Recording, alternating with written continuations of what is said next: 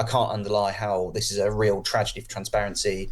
It's a step backwards, and hard-fought transparency around holding our politicians to account has been lost behind closed doors, with no real consideration about the public interest. And I really hope this gets overturned. MPs have removed the names of parliamentary staff from a decades-old public register, meaning the public can no longer see who works for their elected representatives or independently check their interests. The change was made following closed-door consultations with staff union representatives, not with media or anti-corruption groups, meaning the public will now have to take MPs at their word when it comes to the interests of their staff. Well, George Greenwood is an investigations reporter at The Times and joins us now. Hello, George. Good morning. So, look, George, as an investigations reporter, how much of a resource is the public register, at least until now? It's a fantastic resource. It gives us a look into who MPs are bringing into Parliament, and it's led to numerous stories about people with conflicts of interest, people who really shouldn't be hanging around in Parliament, people with second jobs as lobbyists, people who are defence lobbyists, lots of people who have been given passes, which, let's remember, give you unfettered access to the parliamentary estate, and really questionable decisions by MPs on who they're deciding to employ. And the problem with this change is that now it's much more difficult for someone like me to go and do the public interest work of making sure those who do have access to Parliament are appropriate people to do that. So, if we are to be charitable, and let's be so for a moment, why have they done this? What's from Parliament's perspective, from MP's perspective, from the staff's perspective? What's the positive reason for doing this? So, this change has come from quite aggressive lobbying from the union representing parliamentary staff, and their position is that their staff suffer abuse targeted at their emails, and that therefore they should have a right to privacy because they're relatively junior members of staff. Now, I understand that argument. The problem is that is how a lot of people get in on passes. MPs decide who gets passes. They don't have to pay pass holders a salary. They can give people who are not salaried employees passes from their sort of allotted number. So the problem is that while I have sympathy for junior members of staff who might be getting abuse, unfortunately that is just the job. It is not a nice part of that job I fully respect, but the costs of making their identities private is that it's a opening now to corruption, where MPs can just, there's no privacy, there's no transparency around who they give passes to. So inevitably we're going to have scandals now where people give someone really dodgy a pass and we only find out about it after a year, at which point harm may have been done, because we get a leak or have another way of getting that information.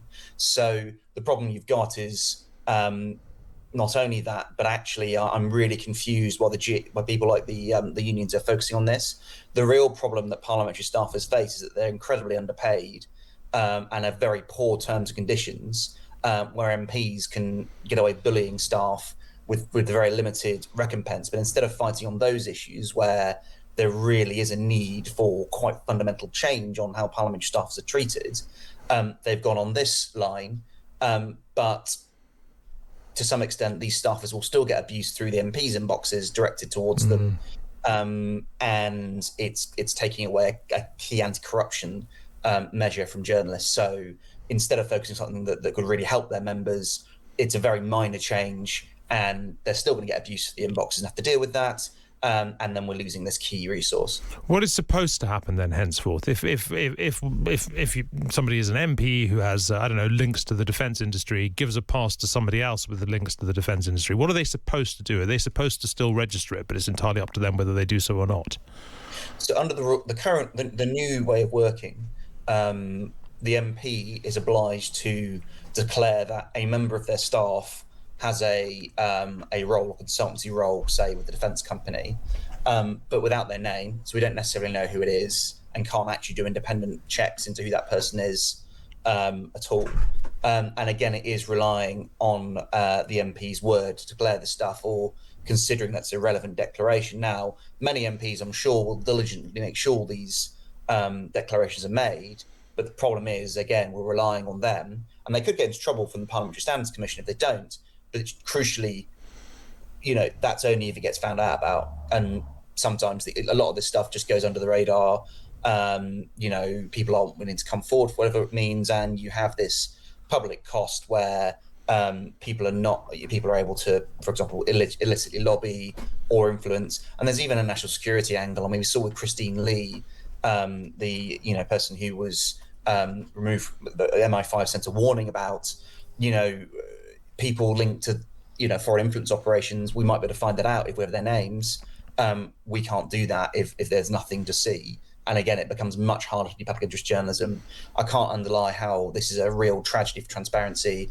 It's a step backwards, and hard-fought transparency around holding our politicians to account has been lost behind closed doors, with no real consideration about the public interest. And I really hope this gets overturned. Who's supposed to do the job now then? Because journalists are a vital watchdog. They're not the only watchdog. Is there some parliamentary authority that should be looking at these names, looking at their interests, conducting their own investigations, even if, in an untransparent and perhaps undemocratic way, they're not telling us about it?